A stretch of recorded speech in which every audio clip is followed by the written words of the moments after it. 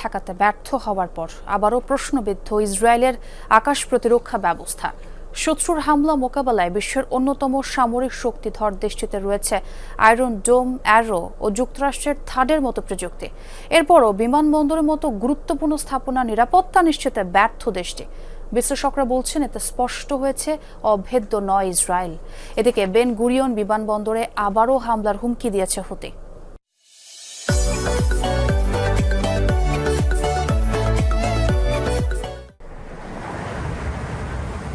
হুতির ছোড়া hypersonic ballistic মিসাইলের ধ্বংসাবশেষ এটি, যার বিস্ফোরণ আতঙ্ক ছড়িয়েছে ইসরায়েলের রাজধানী জুড়ে। শুধু তাই নয়, নেতানিয়াহু বাহিনীর অভেদ্য হয়ে ওঠা প্রতিরক্ষার দেয়াল ভেদ করে যেন বিশ্বের সামনে ফুটে উঠেছে দেশটির দুর্বলতাও।